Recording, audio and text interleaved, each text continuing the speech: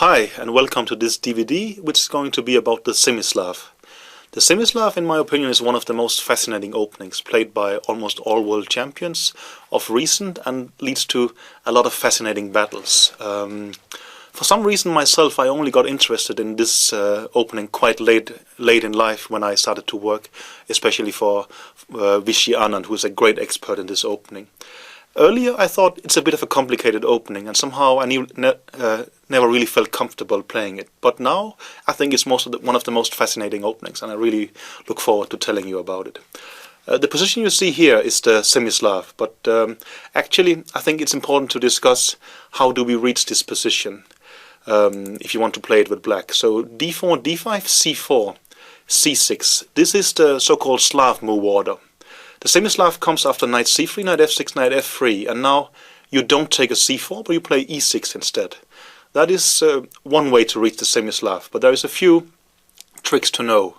If you play the Slav, for instance, they can play this system, knight f3, knight f6, and now e3. Like this, you don't really get to play the Semi-Slav. This is a very popular pair system played by, for instance, now world champion Magnus Carlsen, but played by a lot of other players as well, especially Gelfand, for instance, has been quite successful with Kramnik as well in his match against Topalov, for instance. This is one of the drawbacks by playing the 2c6 move order. Another slight drawback of the Slav is that they can play the move c takes d5, c takes d5, and we have an exchange Slav. Generally considered very harmless, but quite recently, actually, a lot of professional players have been doing this, especially Kramnik and Aronian with white, with quite some success. So you can try and get the Semi-Slav via the Slav move order, but you have to be ready to play this you call it slow Slav or the exchange variation. Another way to get the Semi-Slav, quite often used by, for instance, Anand, is knight f6 in this position. Then c4, e6. If they play knight f3, d5, knight c3, c6, you're gonna get this is the Semi-Slav position. However, knight f6, c4, e6, for instance, there is this move knight c3 here, and now after d5, well, they can maybe take on d5 and play bishop g5 or bishop g5 immediately. You don't get a Semi-Slav, but you can play the Nimzo, which is a very good opening. And if you like that, maybe the knight f6, c4, e6 is the move order for you. It's also possible for white to play the Catalan in this way, but well, Catalan, there is many nice options for black. So knight f6, c4, e6 is another way to get the Semi-Slav, but it does allow Catalan and Nimzo Indian. There is a third way to get the Semi-Slav. This was used by Vishy Anand in his first World Championship match against Carlsen. Actually, there the move order was c4, e6, but we take it here. d4, d5, c4, and now the move e6.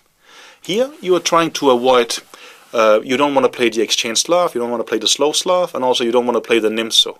So after the move knight c3, Anand played c6. This is sort of called the triangle Slav, or maybe it's better shown like this. The point is he plays knight f3, well, knight f6, we are back to the Semi-Slav, but we have avoided the Nimzo and other kind of slightly problematic things. And should he play the move e3?